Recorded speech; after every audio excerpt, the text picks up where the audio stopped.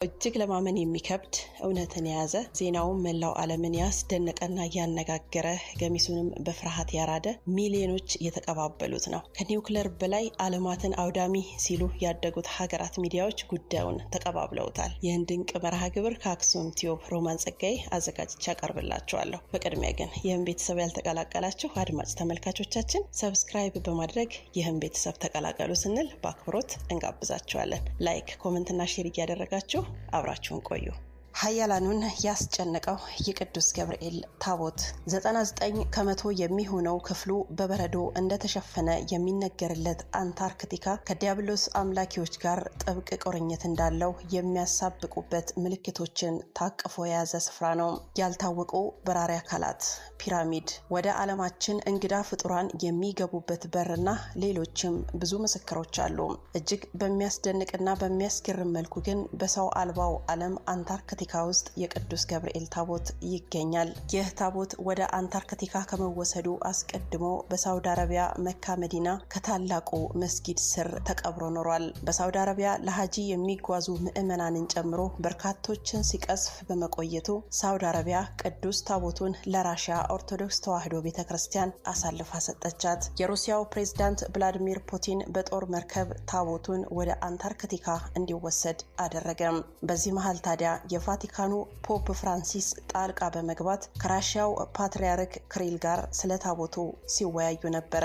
ይህ ታሪክ የቅርብ ጊዜ ነው። ምን ያህሎቻችን ኢትዮጵያውያን ስለ ጉዳዩ እናውቅ ይሆን? የቅዱስ ገብርኤል ታቦት መጀመሪያ እንዴት ከኢትዮጵያ ሊወጣ ቻለ? ሳውዲ አረቢያ ውስጥ ታቦቱ ሊገኝ የቻለበት ሚስጥርስ ምንድነው? ሳውዲ አረቢያስ ታቦቱን ለምን ለሩሲያ ሰጠቻት? የቫቲካኑ ፖፕ ፍራንሲስ እና የራሺያው ፓትርያርክ ክሪል የተወያዩትስ ምንድነው? በስተመጨረሻ ታቦቱ ለምን ወደ አንታርክቲካ እንዲወሰድ ተደረገ? ይህ ሁሉ ክስተት በዓለም ሲፈጠር ከኢትዮጵያ ውጭ ያሉ ሚዲያዎች ሲዘግቡት እኛ ኢትዮጵያውያን ለምን ዝም አለን? በተለይ የኢትዮጵያ ኦርቶዶክስ ተዋሕዶ ቤተክርስቲያን የቅዱስ ታቦቱ ባለቤት ሆና ሳለ ለምን ዝምታን መረጠች? ጋያ የተባለ የዜና ማሰራጫ በጁላይ 26 2019 ዓመተ ምህረት በቁፋሮ የተገኘው ጥንታዊ ኃይል ያለው መሳሪያ ታቦተ ቅዱስ ገብርኤል በሚል ርዕስ ተከታዩን ጽሑፍ አስነበበም። ፖፕ ፍራንሲስ እና የሩሲያው ፓትርያርክ ክሪል ተገናኙ። የራሺያ መርከቦች የአረብ ደሴቶች ላይ ለምን ተገኙ? ለ1000 ዓመታት ያህል ተገናኝተው የማያውቁት ሁለት ተቋማት ማለትም ቫቲካንን እና የራሺያን ቤተክርስቲያን ምን እንዳደረጋቸው ብሎ ዜናው በእነዚህ ጥያቄዎች ዘገባውን ይጀምራል። ለእስልምና እምነት ተከታዮች የሰው ልጅ ሳይፈጠር በፊት በምድር መላእክቶች የሚያመልኩበት ስፍራ መካ ነው። ሁሉም ሙስሊም ሊረግጠውና ሐጂ ሊቀበልበት የሚገባ ስፍራ ነው። ቢያንስ አንድ ሙስሊም ይህን ስፍራ በህይወት ዘመኑ አንድ ጊዜ መርገጥ አለበት። ታዲያ የቅዱስ ገብርኤል ታቦት በዚህ ስፍራ ተቀብሯል። ወደ መካ ታላቁ መስጊድ የሚያመጣው ምዕመን ቁጥር በመጨመሩ ምክንያት መስጊዱ ብዙ ሰው መያዝ እንዲችል የማስፋፊያ ስራ ይጀምራል። በዚህ የማስፋፊያ ግንባታ ወቅት ሰራተኞቹ ታቦተ ቅዱስ ገብርኤልን ከተቀበረበት አገኙት። እናም ታቦቱ በርካቶችን መቅሰፍ ጀመረ። የሳውዲ ባለስልጣናት የሚፈጠሩ አደጋዎችን ሁሉ ሌላ ስም በመስጠት ለመሸፋፈን ሞከሩ።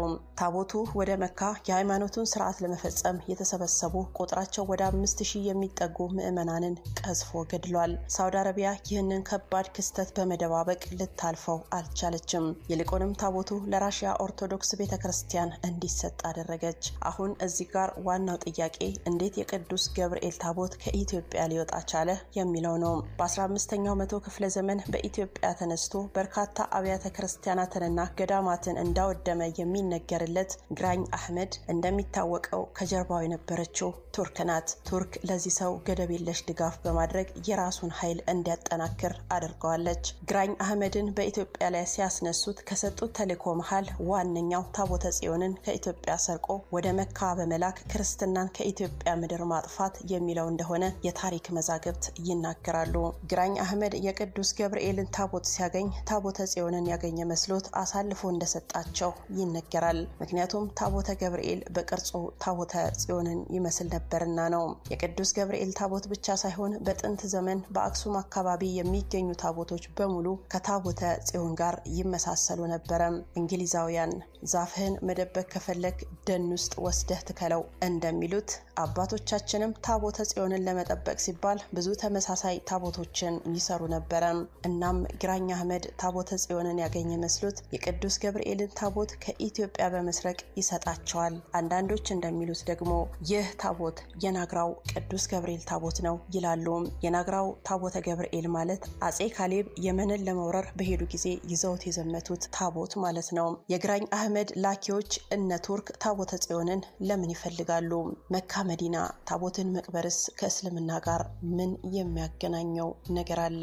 ለማንኛውም ከላይ ወደ ጀመርነው ጉዳያችን እንመለስ። ታቦቱ በሳውዲ አረቢያ እንደተገኘው ወደ እርሱ የሚቀርበውን ሁሉ መቅሰፍ ሲጀምርና ነገሩ እየከበደ ሲሄድ ሳውዲ ታቦቱን ከመካ ለማስወጣት የመሬት ውስጥ መንገድ አዘጋጀች። እንደ አውሮፓውያኑ አቆጣጠር በ2015 ዓመተ ምህረት በመሬት ውስጥ ማንም ሰው ሳይና ሳይሰማ ታቦቱን ለማውጣት 15 ሰዎች ያሉት ቡድን ወደ ታቦቱ ተጋዘ።